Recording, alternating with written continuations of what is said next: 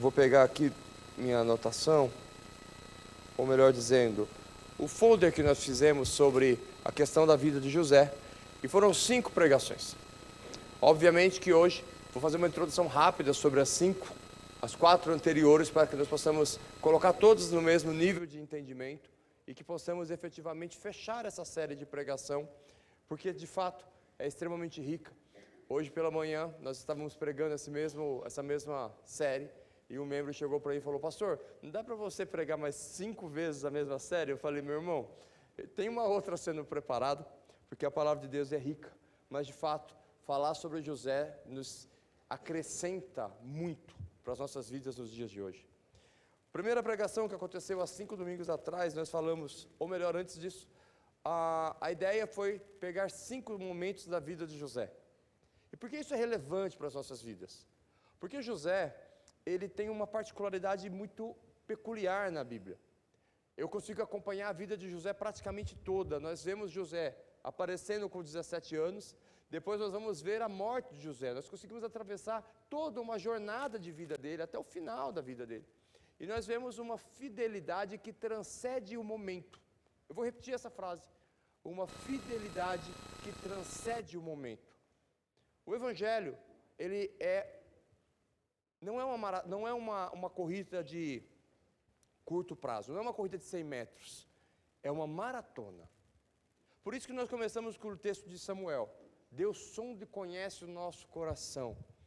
Durante uma vida no ministério, hoje 17 anos pastoreando a igreja, mas há 35 anos de alguma maneira ligado com o ministério, eu vi inúmeras pessoas chegarem, ficarem 1 mês, 2 meses, 3 meses, 5 meses, 6 meses, 1 ano, 2 anos, 3 anos, e serem pessoas assim extremamente ativas, mas de repente ela vai desacelerando e para. A Bíblia é clara: o reino dos céus é tomado à força. Podem dizer o que quiser, podem falar o que quiser, pode ter a teologia moderna que for, pode ter o culto mais agradável ou com a maior experiência possível, mas nada vai mudar a palavra de Deus, e ela é clara: o reino dos céus é tomado à força. Outro texto bíblico fala o seguinte: sem perseverança ninguém verá a Deus. E quando você fala de perseverança, quando você fala disso, você fala de caminhada. Então hoje, 45 anos, se Deus me der mais 45 anos de vida, serão mais 45 anos de vida em Cristo. Não existe estoque de fidelidade, não existe estoque de fé, não existe estoque de obra, não existe estoque de relacionamento com Deus. Existe relacionamento crescente com Deus. Muitas pessoas, elas vivem de estoque de momentos impressionantes com Deus, talvez um momento ali de um estudo bíblico, talvez um momento que ele era ativo na palavra de Deus, na igreja, talvez um momento que ele tinha sede, o primeiro amor. O salmista fala: me devolva a alegria do meu primeiro amor. Talvez aquele momento que você quer ler a Bíblia, que você quer orar, que você quer jejuar, que você quer efetivamente fazer coisas impressionantes. Mas eu quero dizer uma coisa para vocês: tão certo como o ar que eu respiro, não existe estoque em Deus. Existe uma fidelidade contínua, existe uma vida em Cristo contínua, existe um negar-se a si mesmo. Paulo nos ensina: quando nós entregamos a nossa vida a Jesus Cristo, somos entregues à morte todos os dias. Talvez essa frase não faça muito sentido para mim e para você hoje, mas quando um morador de Roma aceitava a sua vida a Jesus Cristo, eu estava dando aula segunda-feira passada, se não me falha a memória, acho que foi segunda-feira passada, no curso de Cristologia, e nós falamos muito sobre esse conceito. Quando uma pessoa entregava a vida a Jesus Cristo na Roma antiga, o nome dele era escrito no livro da vida e na sentença de morte. Ele iria morrer por amor a Cristo. A dúvida era quando, porque os cristãos eram perseguidos e mortos. Davi, eu quero fazer uma provocação para você, para o Fábio e para toda a equipe de louvor, de criar uma música hoje, ao vivo. Quem sabe faz ao vivo, sim ou não? Tá curioso?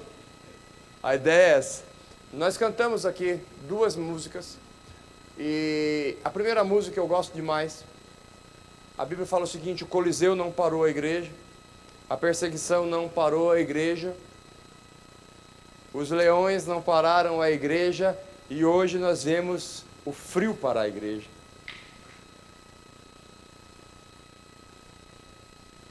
A chuvinha parar a igreja. A tribulaçãozinha para a igreja. E a pergunta é: quem é a igreja? Olha para a pessoa que está do seu lado e fala: você é a igreja? Porque se nós cantamos com toda a ênfase, com toda a força, a perseguição não parou a igreja, a tribulação não parou a igreja, o Coliseu não parou a igreja, e eu creio nisso tão certo como o ar que eu respiro, com todas as forças que há em mim, porque absolutamente nada poderá intentar acusação contra aqueles que estão em Cristo Senhor. Absolutamente nada poderá parar a igreja do Senhor, absolutamente nada parará a palavra de Deus. A questão é: quem é a igreja? E quando eu olho a vida de José, eu consigo ver claramente, não somente um momento ápice, não um momento impressionante de coisas em Deus, mas eu vejo uma vida completa de fidelidade, uma vida completa de posição em Deus. E aí essa série ela surge, e eu coloco aqui algumas situações. A primeira pregação foi a identidade testada de José enquanto ele tinha privilégios. Ele era testado, ele foi testado no privilégio. Depois, no segundo momento, ele foi testado, a segunda pregação dessa série, testado pela injustiça. Depois, no terceiro momento, ele foi testado pelo abandono. No quarto momento, agora ele é testado pela oportunidade. E aqui, que foi a pregação da semana passada, eu gostaria de destacar. Ontem eu comentei com a minha mãe. A pregação mais profunda, teologicamente, que eu fiz em todos esses anos foi a pregação da semana passada. Quando você avalia aquela pregação da semana passada, ela é simplesmente uma revelação de Deus impressionante. Não por mim, mas de Deus. Ao qual efetivamente nós vemos 2 mundos se chocando. Nos poucos momentos da Bíblia onde você verá que existem 2 mundos, esses 2 mundos se chocam, e eu preciso falar sobre esses 2 mundos. Existe um mundo chamado Terra e existe um mundo chamado Avatar. Estou brincando, pessoal, pelo amor de Deus.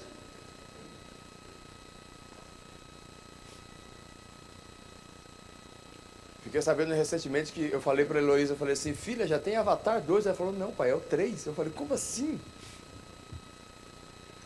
Mas brincadeiras à parte, existem 2 mundos. Existe o mundo que você vê e o mundo que você não vê. Paulo descreve isso com maestria, não se atentando nas coisas que se veem, mas nas coisas que não se veem, porque as que se veem são temporais, mas as que não se veem são eternas. Como assim? Como se atentar nas coisas que não se veem? Seja mais claro, Paulo. Mas quando eu estudo para a palavra de Deus, quando eu olho para a palavra de Deus, e é muito importante você entender isso, porque isso vai talvez mudar a sua trajetória em Deus e te conduzir ao céu. Nesse momento nós estamos vendo aqui uma dinâmica do mundo, nós estamos vendo aqui eu e você sentados, os meninos cantando, e a provocação da música, Davi, é fazer o início daquela música que nós falamos, a perseguição não parou a igreja, com o último trecho da última música que nós acabamos de cantar, que eu preciso que você me ajude, que eu não lembro mais. Dá uma olhada aí. Porque quando você conecta o início daquela música com o final da música que nós cantamos, dá uma declaração de fé impressionante. Agora, existe um mundo que eu estou vendo, uma dinâmica física, uma dinâmica carnal, uma dinâmica de dor, de sofrimento, de alegrias, de doenças, de erros e acertos, muitas vezes mais erros do que acertos. Uma dinâmica que cada um está andando, cuidando da sua vida. Às vezes eu estou olhando e isso é muito legal, acontece muito comigo, eu não sei se é um toque, mas às vezes eu estou num lugar assim onde tem muitas pessoas, eu paro às vezes para atravessar a rua e eu fico vendo aquele monte de pessoas indo para um lado e para o outro, um atravessa e vai para cá e passa um carro e passa uma bicicleta e é um que fica caminhando e eu fico olhando, meu Deus do céu. Que bênção que é a graça, porque a graça ela não vê etnia, ela não vê histórico, ela não vê quem é, ela simplesmente olha toda aquela dinâmica e está apta a salvar. Mas existe um mundo que você não vê. E esse mundo que você não vê, ele não é irreal, muito pelo contrário, talvez ele seja mais real. E é o mundo do espiritual. Paulo descreve isso sobre potestades, principados, potestades e dominadores. O reino invisível é um reino de príncipes, de geografias, de divisões, de reinados. A Bíblia é clara e repleta dessas informações. Um texto que eu gosto muito é quando Jesus Cristo com seus discípulos, ele fala: já não posso falar mais com vocês, porque o príncipe desse século, ou em algumas traduções, o príncipe desse mundo, está se aproximando. Ou seja, quando você lê a palavra de Deus, você vai perceber o tempo todo a influência desse mundo espiritual acontecendo simultaneamente com esse. E nós estamos completamente presos em viver o amanhã, como se não houvesse, ou melhor, viver o hoje, como se não houvesse amanhã, e esse amanhã transcende o que os nossos olhos possam ver. Olhe para a pessoa que está do seu lado e fala o seguinte: a morte não é o fim.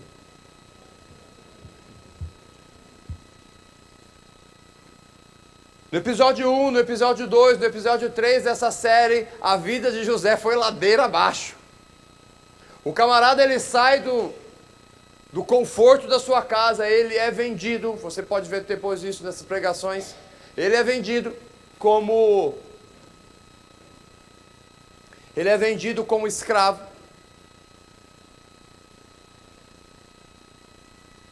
Para os herdeiros e descendentes da escrava do seu bisavô.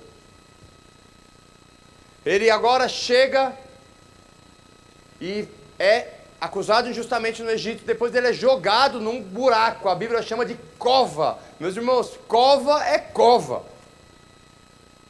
Como eu mencionei hoje pela manhã, num determinado momento da minha vida, eu tive a oportunidade de viajar para Roma, e lá eu visitei, junto com a minha esposa, a prisão de Paulo. A prisão de Paulo foi 2000 anos depois da prisão de José, 1800 anos depois da prisão de José. Mesmo era um buraco, literalmente era um buraco.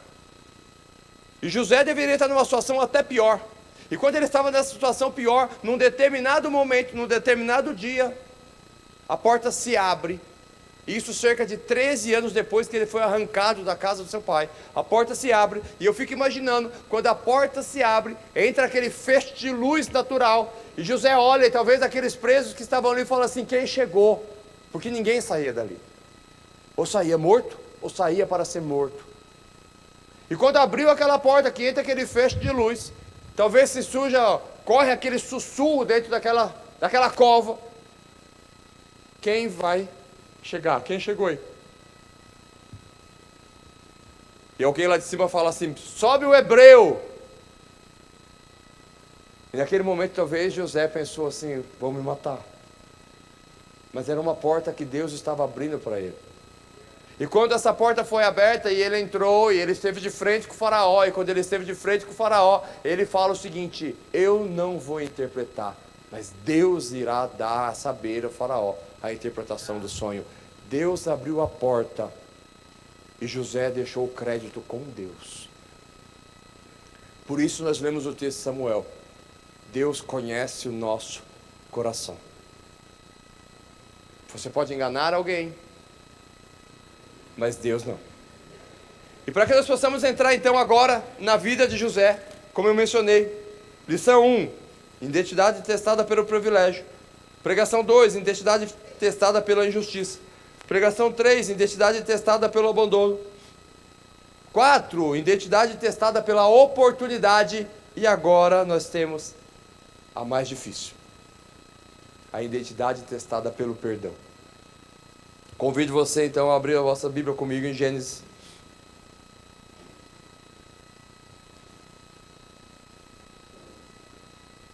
Capítulo 42, versículo 1 até o 8.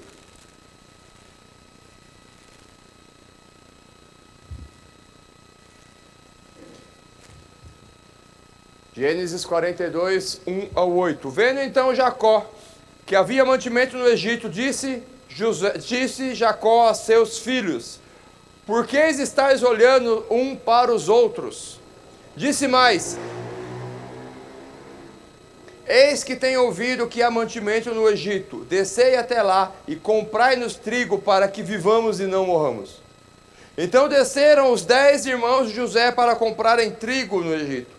Benjamim, porém, irmão de José, não enviou Jacó com os seus irmãos, porque dizia: para que não suceda porventura algum desastre. Meus irmãos, vou fazer uma breve leitura analítica do que nós vimos até aqui. Primeiro, esses 10 irmãos eram bem unidos, né? Porque eles estavam no início lá, quando começaram a apacentar, estavam os 10 juntos, agora estão os 10 juntos de novo. Então eram 10 irmãos bastante unidos.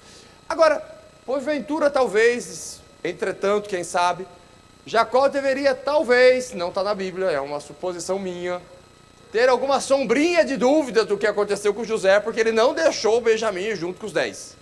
Falou: ó, deixa esse aqui comigo, para que não aconteça algum desastre com ele também.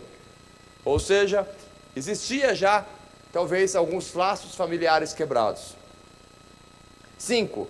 Assim vieram os filhos de Israel para comprar entre os que vinham lá, porque havia fome na terra de Canaã. 6. José, pois, era o governador daquela terra. Ele vendia todo o povo da terra, e os irmãos de José vieram e inclinaram-se antes ele com a face na terra. E José, vendo seus irmãos, reconheceu-os, porém mostrou-se estranho para eles. E falou com eles asperamente, e disse-lhes: de onde vindes? E eles disseram: da terra de Canaã, para comprarmos mantimento. José, pois, reconheceu seus irmãos, mas eles não o reconheceram. Então José lembrou-se do sonho que havia sonhado dele, e disse: vós sois espias, e viestes para espiar a nudez da terra. E eles disseram: não, senhor meu, mas teus servos vieram a comprar mantimento. Então todos nós filhos de um varão, somos todos nós filhos de um varão, homem honesto e de retidão, e os seus servos não são espias. E eis que eles disseram: não, antes vieste para ver a nudez da terra. E eles disseram: não, teus servos somos 12 irmãos, filhos de um varão da terra de Canaã, e eis que o mais novo está com nosso pai, e hoje um já não existe mais. Então lhe disse José: isso é o que vocês dizem, dizendo que sois espia, digo que sois espia. Nisso serei provados pela vida de Faraó. Não saireis daqui, senão quando o vosso irmão mais novo vier até aqui. Envia um dentre vós que traga o vosso irmão, mas vós ficarei preso, e as vossas palavras serão provadas, se há verdade convosco. E se não, pela vida de Faraó, vós sois espias. E pô-lo junto em guarda 3 dias. E ao terceiro dia disse-lhe José: fazei isso e vivereis, porque eu temo a Deus. Se sois homens de retidão, que fique um de vossos irmãos preso na casa da vossa prisão. E vós ide e leve trigo para a fome da vossa casa. E trazeis o vosso irmão mais novo, e serão verificadas as vossas palavras, e não morrereis. E eles assim fizeram. Então disse uns aos outros: na verdade somos culpados acerca dos nossos irmãos, pois vimos a angústia de sua alma quando nos rogava, porém não ouvimos por isso. Vem sobre nós essa angústia. Rubem respondeu-lhe dizendo: não vou-lo dizia, e eu dizendo: não pequeis contra o moço, mas não ouvistes e vestes aqui, teu sangue também é requerido. E eles não sabiam que José entendia, porque havia intérprete entre eles. Retirou-se deles e chorou. Depois tornou a ele e falou, tomou a Simão dentre eles e amarrou perante os seus olhos. Eu li um pouco mais, vai ser importante lermos bastante hoje, para chegar exatamente numa palavra: José chorou. É interessante que em toda a história que nós estudamos até aqui, que nós pregamos, você não vê José chorando. Você vê José preso no covo, no poço, você não vê José chorando. Você vê José sendo carregado como escravo, você não vê José chorando. Você vê José sendo injustiçado na casa de Potifar, você não vê José chorando. Você vê José agora ser jogado no covo, na cova, você não vê José chorando. Você vê José sendo esquecido, você não vê José chorando. Mas a partir desse momento você vai ver José chorando 5 vezes. Nesse momento é muito interessante, porque ele chega e eles estão falando em hebraico e José falando em egípcio. E num determinado momento eles não faziam ideia que José era José, e José estava entendendo absolutamente tudo aqui, eu quero fazer uma pausa, fazer um comentário. Nessa última viagem de férias que nós programamos por um longo tempo, que Deus deu graça para que nós pudéssemos fazer, num determinado momento estávamos viajando de trem. E quando estávamos viajando de trem, sentou eu e a Heloísa em duas poltronas, a Giane e o Augusto ficaram longe, não tinha assentos próximos, e tinha junto com eles 2 americanos. E quando a Giane chegou com o Augusto, e o Augusto, ele é todo elétrico, aquele americano deu uma olhada para o Augusto, eu imagino que ele pensou assim, né? Bom, vão ser 4 horas de viagem intensa com esse menino aqui do lado que não para quieto um minuto. E ele deu aquela olhada estranha para o Augusto e a Giane e falou: fica quieto, Augusto, esse povo aqui do lado é muito chato. Alguns minutos depois, o americano olha para o Augusto e fala em português. E isso aconteceu exatamente aqui. Então, quando você for falar alguma coisa pensando que o outro não entende, meu irmão, não fale, porque ele provavelmente vai entender. E o pior de tudo é que 3 dias depois, adivinha quem que eu encontro? O americano. Eu falei assim: Deus, não sei o que tu queres, mas no final das contas tem alguma coisa aí. Porque numa viagem fora do país, você encontrar o camarada que fala português 2 vezes, não é uma coisa muito comum. E hoje é meu amigo no LinkedIn. Mas, brincadeiras à parte, José então agora, ele tem uma situação difícil. As pessoas que arrancaram da minha casa, me traíram, me tiraram do amor do meu pai, da minha mãe e do meu irmão, fizeram eu passar pelo inferno, comer o pão que o diabo amassou, ser injustiçado. Estamos aqui na minha frente agora e eu tenho a faca e o queijo na mão. Olha para a pessoa que está do seu lado e fala: o que você faria? Mas seja honesto, meu irmão. Isso não diz respeito a mim, diz respeito a você.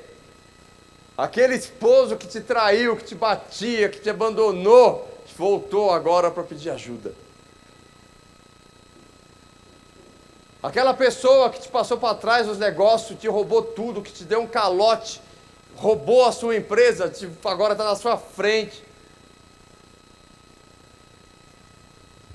Aquele médico que diagnosticou errado uma enfermidade da sua família e por isso você paga até hoje. Pessoas que no decorrer da história das nossas vidas nos causaram males e dor e sofrimento. Estão agora de frente de você. E você tem o poder para se vingar. Cerca de 12, 13 anos depois, talvez caberia: Deus me honrou.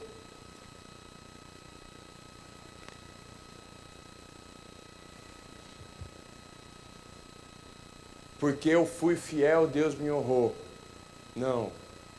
Interessante que José, ele precisou sair para orar, para chorar. A emoção foi tão grande, tão grande, tão grande que ele precisou chorar. E às vezes na vida nós precisamos chorar. Existe um ditado que perdeu um pouco força nos últimos anos: homem não chora. Não, homem chora. Jesus chorou, José chorou. E para que nós possamos avançar nessa pregação, eu convido você a avançar comigo. E agora para o capítulo 45, versículo 1. Então José não podia conter de todos que estavam com ele, e clamou: fazei sair daqui todos os varões. Ninguém ficou com ele quando José se deu a conhecer aos seus irmãos. Encurtando a história. E levantou sua voz com choro novamente, de maneira que os egípcios os viam, e a casa de Faraó viu. E disse José a seus irmãos: eu sou José, vive ainda meu pai. A dor na vida de José era dilacerante. A primeira pergunta que ele fez quando ele se deu a conhecer, meu pai está vivo. Porque nesse momento já faziam-se cerca de 13, ou melhor, 13, não, aqui já está fazendo cerca de 15, aproximadamente 15 anos que ele tinha sido tirado dos braços do seu pai. O filho predileto. A primeira coisa que ele fala, meu pai está vivo. E eles continuam o texto.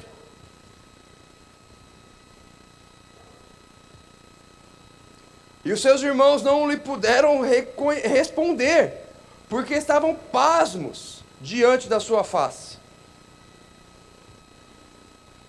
E disse José a seus irmãos, peço-vos, chegai-vos a mim. E chegaram a José, e eu sou José, vosso irmão, a quem vendestes para o Egito.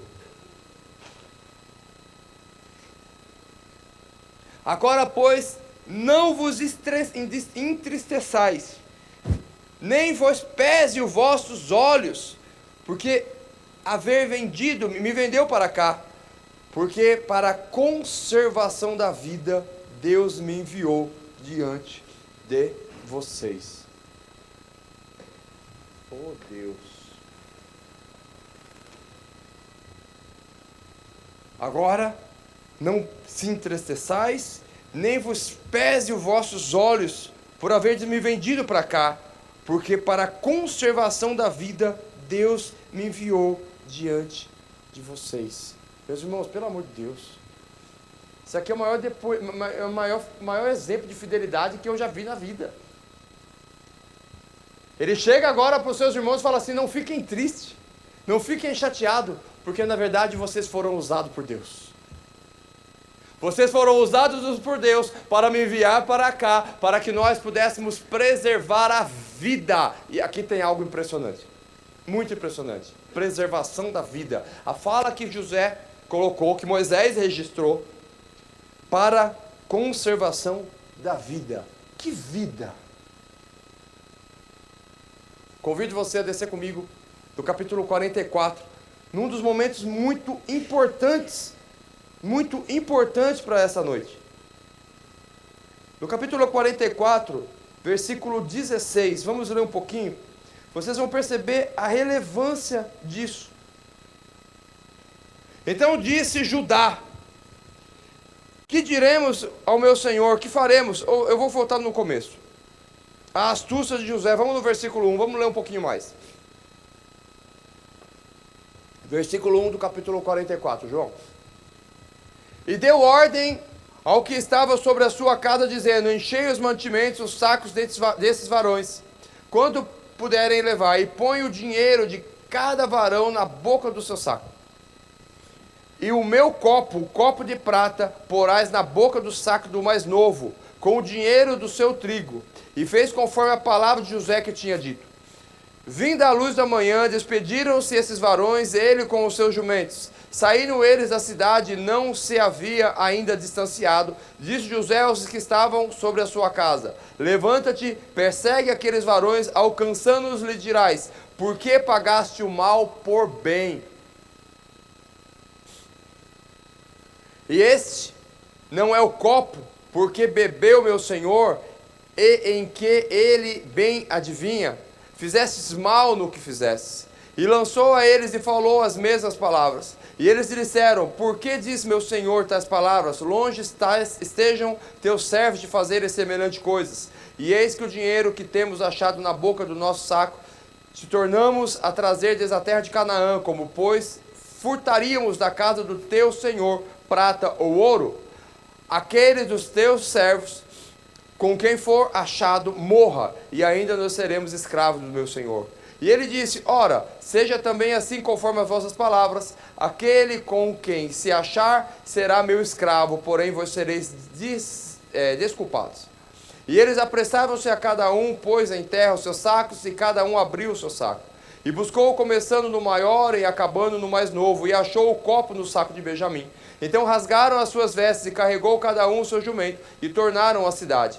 E veio Judá com os seus irmãos à casa de José, porque ele ainda estava ali, e prostraram-se diante dele em terra. E disse-lhe José, que é isto que fizeste? Não sabeis vós que tal homem como eu bem adivinha? 16, aqui é importante. Então disse Judá: que diremos o meu senhor? Que faremos? E como nós justificaremos? Achou Deus iniquidade de teus servos, e eis que somos escravos do meu senhor, tanto nós como aquele cuja mão foi achado o copo. Mas disse-lhe: longe de mim que eu faça tal. Há varões em cuja mão o copo foi achado. Aquele será meu servo, porém vós subi em paz para o vosso pai. Então Judá se chegou a ele e disse: ai, senhor meu, deixa, peço-te, o teu servo dizer uma palavra aos ouvidos do meu senhor. E não se acenda a tua ira contra o teu servo, porque tu és como Faraó. Meu senhor perguntou aos seus servos, dizendo: tende vós pais ou irmão? E dissemos ao teu senhor: temos um velho pai e um moço da sua velhice, o mais novo, cujo irmão é morto, e só ele ficou, sua mãe e seu pai o ama. Então tu disseste aos teus servos: trazei-o a mim, e porei os meus olhos sobre ele. E não dissemos o meu senhor: aquele moço não porás, deixa o seu pai, se deixar a seu pai, esse morrerá. Então tu disseste aos teus servos: se vosso irmão mais novo não descer convosco, nunca mais verei a minha face. E aconteceu que subiu nós o teu servo, meu pai, e contando-lhe as palavras do meu senhor. E disse o nosso pai: tomai e comprai-nos um pouco de mantimento. Ele explica aqui tudo o que aconteceu. E no versículo 29, se alguém também tirasse, só um minuto, vamos adiantar um pouquinho. Versículo, só um minuto. Versículo 32.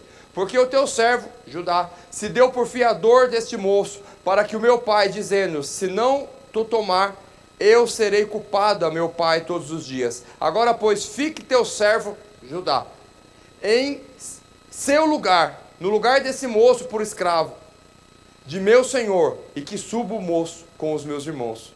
Porque como subirei a meu pai, se o moço não for comigo, para que não veja eu o mal que sobrevirá sobre o meu pai. Traduzindo, explicando o texto um pouco longo. José, ele fez o esquema seguinte: ele criou uma situação de acusar Benjamim, que era o irmão legítimo dele, para que Benjamim ficasse por escravo. Mas Judá sai em defesa de Benjamim e fala: não, eu fico no lugar dele. O que isso importa? Quem decidiu vender José foi Judá. Essa posição demonstra arrependimento. E aqui nós vamos começar a falar sobre duas coisas distintas e que a maioria das pessoas não consegue entender. Existe uma diferença profunda entre perdão e reconciliação. Você pode perdoar uma pessoa e deve perdoar uma pessoa. Mas existe uma distância entre reconciliar com essa pessoa. E reconciliar-se com essa pessoa diz respeito ao arrependimento dessa pessoa.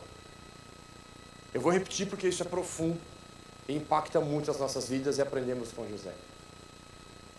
O perdão não é opcional, o perdão é um direcionamento do próprio Cristo. Devemos perdoar 70 vezes 7 por dia, ou seja, há perdão. Ponto. Mas existe uma diferença entre o perdão e a reconciliação. Mas que eu possa falar antes da reconciliação, eu preciso falar sobre o que é perdão. E para mim falar para vocês o que é perdão, Deus me deu uma experiência na minha infância e que eu gostaria de compartilhar com vocês. E eu peço que você preste muita atenção, porque o perdão, ele é algo que corrói quando você não libera, quando você não experimenta e vive o perdão. E não é possível um ser humano viver uma vida sem a necessidade de perdoar, porque nós erramos. E por nós errarmos naturalmente, em algum momento, nós vamos impactar a vida de alguém, por mais que nós amamos essa pessoa. E eu conto essa história que mais ou menos há 35 anos atrás, 33 anos atrás, hoje pela manhã eu fui fazendo conta e eu percebi o quão velho eu estou. Mas eu tinha mais ou menos uns 12, 13 anos, eu me lembro que a minha tia Elzi ganhou chegou em casa com um kit de faca. Era uma faca que teve uma moda grande naquela época, chamada corte a laser. Quem lembra dessa faca diz amém. Lembram disso? E essa faca era um cabinho preto, e ela tinha um emblema vermelho com risquinhos assim. E eu me lembro que meu pai estava nós morávamos numa casa que a cozinha era conjugada com a sala de jantar. E meu pai estava ali comendo melancia. Meu pai tinha um hábito de geralmente meu pai gostava de dormir domingo depois do almoço. E quando ele levantava, ele geralmente gostava de comer uma melancia. Então era comum ele passar no mercado no sábado, no domingo, comprar uma melancia, deixar no canto da cozinha. No domingo, depois do almoço, tirar aquele cochilinho, coisa que eu aprendi e faço muito bem, por sinal. E depois, quando eu acordo, no meu domingo, depois do almoço, vai lá comer um pedaço de melancia. Só a parte da melancia que eu não aprendi, talvez por trauma. E aí eu me lembro que meu pai estava lá chupando a melancia, e eu, naquela empolgação de pegar aquela faca, eu pego aquela faca e eu coloco na melancia e eu puxo. E quando eu puxo, eu vi o meu pai, ele deu um grito, e eu me lembro claramente da expressão de pavor no rosto do meu pai, e a faca só para quando ela encontra o meu dedo. E quando ela encontra o meu dedo, ela faz um belo de um corte, porque ela literalmente era uma faca de corte a laser. E eu soltei a melancia e o sangue jorrou. E meu pai correu para me acudir. E eu tenho a cicatriz até hoje, cerca de 30 anos depois. Para você ter ideia do tamanho do corte. Eu quero dizer uma coisa para você: perdão não é amnésia. As pessoas falam, você tem que esquecer isso. Não, meu irmão, você não tem como esquecer sua vida. Perdão não é amnésia. Mas quando você coloca o dedo na cicatriz, não dói mais. Eu lembro dos detalhes. Eu lembro da expressão do meu pai. Eu sou capaz de... Eu tenho uma vaga lembrança da roupa que ele estava vestindo. Eu lembro o grito que ele deu. Eu lembro a dor que eu senti. Eu lembro detalhes daquele dia. 33 anos atrás, 30 anos atrás. Mas quando eu coloco o dedo, não dói mais. Isso é cura. A ferida foi curada. Talvez isso demore 1 ano, 2 anos, 3 anos, 5 anos, 10 anos. No caso de José, 15 anos. Mas eu convido você a refletir nesse momento sobre se há feridas que não foram curadas na sua vida. Porque se você não for curar as feridas da sua vida, muito provavelmente quando a sua identidade for testada pelo perdão, você vai agir pela emoção. E nesse momento sim, é para ter esse momento de reflexão e de silêncio. Porque todos nós, como disse, passamos pela necessidade de perdão. Às vezes coisas pequenas, mas é impossível um ser humano passar por uma vida inteira sem, em algum momento, ser machucado de alguma maneira. Uns serão machucados simplesmente por uma palavra mais áspera que alguém falou, outros serão machucados por algo muito mais profundo. Nessa vida inteira de ministério, uma coisa eu posso falar para vocês: eu já cheguei à conclusão que não dá para encontrar coisas sem limites. Recentemente, eu estava tendo um momento com uma pessoa, e eu estava num momento de aconselhamento, cerca de 6 meses atrás, e essa pessoa me conta a história da vida dela, e quando ela me conta a história da vida dela, depois eu compartilhei com a minha mãe, e ela falou assim: meu Deus do céu, quando eu pensei que eu já tinha visto tudo, eu escuto um negócio desse. Eu falei: mãe, eu já cheguei à conclusão que eu acho que a gente nunca vai ver tudo. Necessidade de perdão profunda. Agora, o mais importante, existe o perdão, e isso é incondicional. Pastor, você não faz ideia, aquele homem abusou de mim, aquele homem bateu, aquele homem fez isso, aquela mulher fez aquilo, aquele chefe fez isso. Tudo isso eu acredito. Ore pela vida dele. Pastor, mas eu quero matar ele. Eu não quero orar pela vida dele. Eu quero ver morto. Convido você a orar pela vida dele. Uma vez uma pessoa, no final de um culto, quando eu estava ministrando sobre perdão, ela chegou para mim e falou: pastor, ela me procurou durante a semana, eu precisava falar contigo sobre a pregação. E eu falei: pois não. E ela falou assim: olha, existe uma situação profundamente traumática da minha infância. E uma pessoa extremamente próxima. E que durante uma vida inteira eu mantive em silêncio. E isso para mim é muito difícil, porque no final das contas eu convivo com essa situação há anos. E o que eu faço? Eu falei, ora por ele. Ele falou, pastor, mas eu estava querendo que você me desse um outro caminho, tipo assassinato. Aí eu falei assim, ore por ele. Aí ela falou assim, mas eu não consigo, eu quero matar. Aí eu peguei e falei assim, então ora em pensamento. Ela falou, também não dá. Eu falei, então escreve. Aí ela, escreve, eu vou tentar. Aí eu falei, aí depois você queima. Ela falou, por que, pastor? Eu falei, só para ninguém ler, não tem misticismo nenhum nisso. Escreva oração. E passou uma semana, ela voltou no outro culto. Ela falou, pastor, eu não consigo escrever. Porque quando eu coloco a caneta no papel, eu começo a tentar a orar, escrevendo aquilo, eu começo a tremer e eu sou tomado de uma profunda raiva. Eu falei assim, então não escreve, rabisque. Taquigrafia. Mas não desiste. Lembre-se, o reino dos céus é tomado à força. E aí passou uns dias, ela falou, eu consegui rabiscar. Aí passou uns dias, ela começou a conseguir escrever. Aí passou uns dias, ela começou a orar. E eu, cerca de 6 meses depois, ela chegou comigo e falou, pastor, eu gostaria que você fosse comigo visitar uma pessoa, porque eu quero expor o plano de salvação para ela. A oração liberta.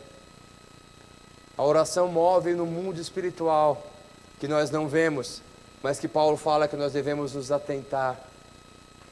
Se você está achando que a sua vida está difícil, meu irmão, ore mais.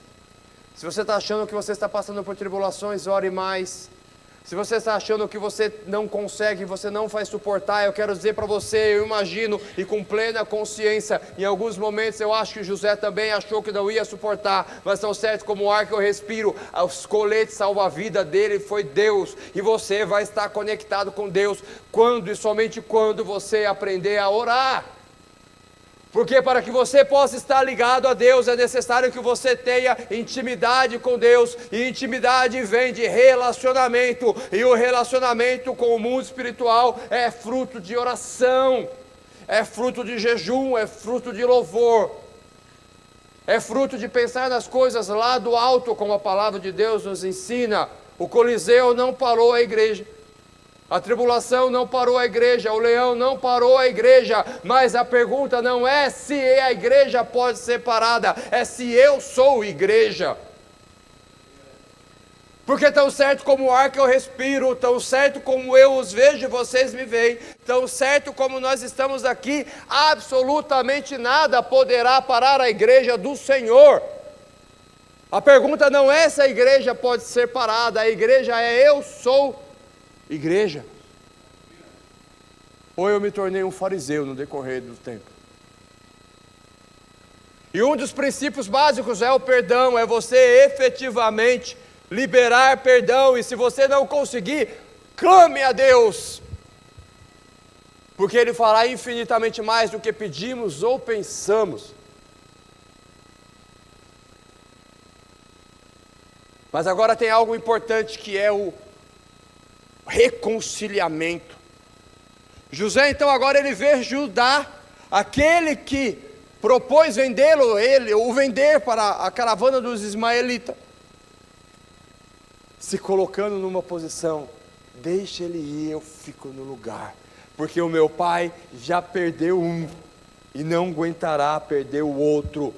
Demonstra plenamente um profundo arrependimento na vida de Judá.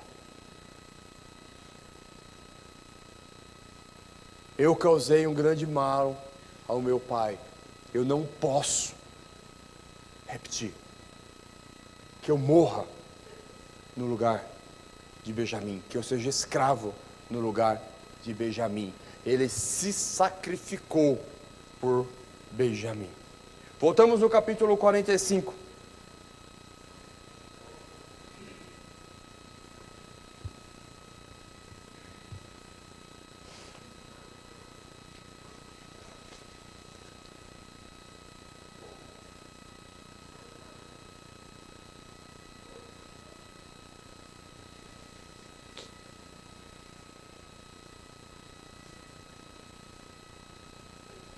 Versículo 6. Porque já houve 2 anos de fome no meio da terra, e ainda restam 5 anos. Ainda nos 5, perdão. Por mais que já lemos, repetirei. Agora, pois, não vos entristeçais, nem vos pese os vossos olhos por me haverdes vendido para cá. Porque para a conservação da vida, Deus me enviou diante da vossa face. Para a conservação da vida. Meus irmãos, o que isso diz respeito? Porque a maioria das vezes que nós vemos sobre a vida de José, as pessoas falam assim: nossa, a história de José, Deus vai restituir, vai fazer coisas impressionantes, e ok, mas os planos de Deus na vida de José, porque ele tinha um coração voltado a Deus, era muito, muito, muito, muito maior.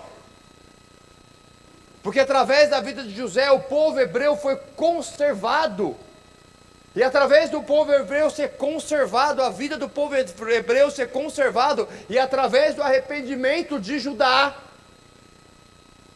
aconteceu uma coisinha. Judá criou uma coisa chamada tribo, como seus irmãos. E da tribo de Judá, depois da divisão, virou um reino. E nós escutamos mais para frente algumas coisas mais ou menos assim: Jesus, filho de Davi, da tribo de Judá, tenha compaixão de mim. Jesus Cristo, leão da tribo de Judá. Através da vida de José, Deus conservou toda a vida dos hebreus, até chegar nos dias de hoje. Porque quando nós falamos de egípcios, os egípcios de hoje, como nós falamos há 2 ou 3 pregações atrás, não são os egípcios da Bíblia. Os egípcios da Bíblia depois passaram pela conquista grega, depois passaram pela conquista romana, depois viraram bizantino, depois passaram pela conquista árabe. E o Egito hoje, ele de egípcio bíblico tem as pirâmides e o terreno. Porque hoje eles falam árabe, eles têm uma religião árabe, eles têm perfil de árabe, não são os egípcios da Bíblia. Egípcios da Bíblia. Mas os hebreus de hoje são os hebreus da Bíblia. O hebraico falado hoje é o hebraico da Bíblia, porque Deus conservou a vida usando José. Não era sobre José, era sobre muito mais. Continuando o texto, versículo 6. Porque já houve 2 anos de fome no meio da terra, e ainda restam 5, em que não haverá lavoura nem saga. Pelo que Deus me enviou diante da vossa face, para conservar a vossa sucessão na terra, e para guardar-vos em vida por um grande livramento. Assim não foste vós que me enviastes para cá, senão Deus, que me tem posto por pai de Faraó, e por senhor de toda a sua casa, e como regente de toda a terra do Egito. Meus irmãos, esse versículo para mim é aquele versículo que você tem que parar, ler e falar: Deus, perdão. Porque olha o que José está falando. Porque não foi vocês que me enviaram para cá, foi Deus que me vendeu como escravo, que me jogou na cova, que me deu a interpretação do copeiro e do padeiro, que abriu aquela porta para que eu pudesse estar na frente de Faraó, que me deu o entendimento e a sabedoria para que nós pudéssemos chegar onde nós chegamos. Quando eu analiso isso, pessoal, não tenho como eu fugir do texto bíblico que fala: todas as coisas cooperam para o bem daqueles que amam a Deus. Eu convido você a ouvir esse versículo como um refrigério. É como se você tivesse tomado um grande sol. Eu não sei se você já teve essa experiência de você ficou mais tempo no sol do que deveria, ficou com a pele vermelhinha, parecendo um camarão. E aí você pega aquela água e pulveriza, aquele que dá aquele frescor. Esse versículo, ele é uma fonte de águas vivas para aqueles que estão no Senhor. Porque às vezes nós estamos passando pelo vale da sombra da morte, mas eu não temerei mal algum, porque Deus está comigo. E essa frase é repetida em toda a trajetória da vida de José. Todo o texto você fala assim: e acontecia que Deus estava com José. E Deus estava com José, e Deus estava com José, e Deus estava com José. E porque Deus estava com José, absolutamente nada o abalou. Não tem problema passar pelo deserto, se Deus estiver com você. Não tem problema passar pela tribulação, se Deus estiver com você. O salmista Davi pegou isso muito bem. Ainda que eu ande pelo vale da sombra da morte, não temereis mal algum, porque Deus está comigo. A questão é, o Coliseu não parou a igreja. A perseguição não parou a igreja. Os leões não pararam a igreja. E nada vai parar a igreja, absolutamente nada vai poder impedir que eu e você continuemos avançando. A questão é, como está o meu coração? Abrimos essa pregação com o texto de Samuel: Deus sonda e conhece o nosso coração. Outros textos falam: quão enganoso é o coração do homem. E nós falamos: o reino dos céus é tomado à força, e a perseverança vai nos levar ao céu. E quando eu vejo a vida de José, meu Deus do céu, que perseverança, que fé que esse homem tinha. Ele não tinha Bíblia, ele não tinha pastor, ele tinha Deus como uma boia, um colete salva-vida, o centro da sua vida, o centro da sua força, o centro da sua expectativa, o que te sustentava, o que tirava da cama todos os dias, não era nada mais, não era nada menos do que o Deus grande, eu sou, poderoso, Criador de todas as coisas, dos céus e da terra, Deus. E no final das contas, às vezes nós estamos passando por luta, é uma conta, é um emprego, é uma dificuldade, é uma tempestadezinha. Meus irmãos, José fala: foi Deus que me jogou na cova para que eu pudesse preservar a vida, para que a vida pudesse ser preservada através da minha vida. Todas as coisas cooperam para o bem daqueles que amam a Deus. O que eu aprendo? Ame a Deus. É uma colocação simples. Nós não precisamos querer parar o sol. Nós não precisamos querer que o fogo desça. Nós não precisamos querer abrir o mar. Nós não precisamos querer ressuscitar mortos. Nós precisamos amar a Deus. Porque quando nós amarmos a Deus, Deus fará coisas muito maiores do que nós somos capazes de sonhar. Ele não está aqui na expectativa que nós venhamos fazer grandes coisas, porque quem fará as grandes coisas é Deus. A expectativa é que nós o amemos. Observe quando aquela porta foi aberta. Talvez o que pairou naquela cova foi: quem chegou ou quem sai? Sobe, José, sobe, Hebreu. Faraó quer te ver. Quando ele chega de frente ao Faraó, ele fala assim: não sou eu que vou te dar a interpretação, Deus dará. Deus vai na frente abrindo o caminho, aquela música. Quando você for para a sua escola, vai fazer uma prova, ore a Deus, mas que você tenha estudado antes. Quando você for no seu trabalho, você for entrar numa reunião, alguma coisa do gênero, ore a Deus, coloque Deus na frente. Quando você for fazer alguma coisa na sua vida, coloque Deus na sua frente. Que eu e você possamos entender que todos os dias, quando formos saindo das nossas casas, Deus não me deixe sair daqui se a sua presença não for comigo.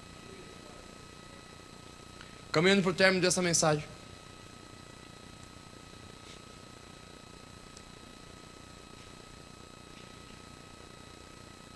eu gostaria de convidá-los a abrir em Gênesis 50, num momento interessante, versículo 15 até o 21.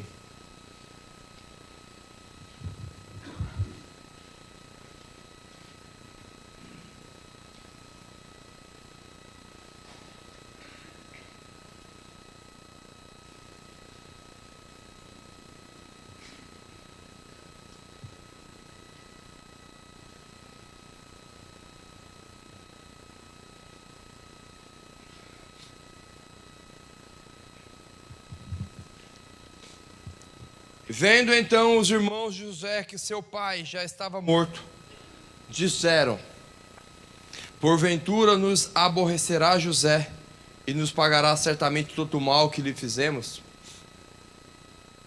Porventura enviará a José dizendo: teu pai mandou antes da sua morte, dizendo: assim direis a José: perdoa, rogo-te, a transgressão de teus irmãos e o seu pecado, porque te fizeram mal.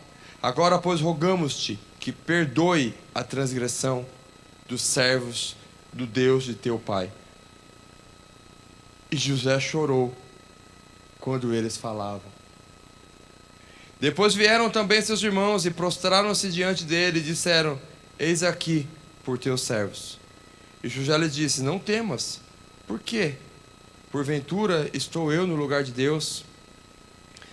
Vós bem intentaste mal com mal, intentaste mal contra mim, porém Deus o tornou em bem, para fazer como se vê nesse dia, para conservar vida em um povo grande. José tinha uma clareza muito grande dessa conservação de vida e dos planos de Deus. Eu sou capaz de falar que em algum momento Deus revelou a José todos os seus planos. Isso saberemos lá no céu, lá na glória. Agora, pois, não temais, eu vos sustentareis a vós e aos vossos meninos. Assim os consolou e falou segundo o coração deles. Eu gostaria de voltar na questão do perdão. O pessoal do louvor já pode se posicionar. Observe que aqui nós já estamos falando de 30 anos depois, alguma coisa assim. E Jacó morreu. E os irmãos falaram: agora não existe mais nada entre nós e ele. O vínculo, o elo era Jacó. E eles acharam que o perdão teria expirado, data de validade. Mas o que eu mencionei, o perdão é quando eu coloco o dedo, ele não dói mais, como uma ferida cicatrizada. Com isso chegamos ao fim dessa série de pregação. Todas estão gravadas. Eu convido você a estudar mais sobre José, reassistir todas as séries de pregação, reler o texto, permitir que Deus fale com você. Mas antes de mais nada, eu gostaria que durante o decorrer do louvor você fosse a Deus em oração e falasse: pai, eu perdoo o fulano, eu perdoo o ciclano. Ou talvez eu tenho que pedir perdão. Deus tocou muito no meu coração hoje e tem algumas pessoas que eu tenho que pedir perdão no decorrer dessa caminhada. Às vezes por coisas pequenas, às vezes por coisas grandes. Mas eu convido você a dedicar esse momento. Temos ainda alguns minutos de culto, para durante o louvor você louvando. Mas vale a Deus em oração, toque nesse mundo espiritual que a gente não consegue ver. E se examine. A Bíblia fala: examine-se o homem a si mesmo. Que nós possamos nos examinar. Se fôssemos nós no lugar de José, qual seria o nosso comportamento? José nos ensina muito. Mas a prova mais difícil da vida dele não foi a cova, não foi o abandono, foi o momento do perdão.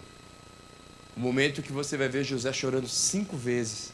5 vezes ele teve que sair de perto para chorar, porque foi muito difícil. Mas ele permaneceu firme e fiel no Senhor.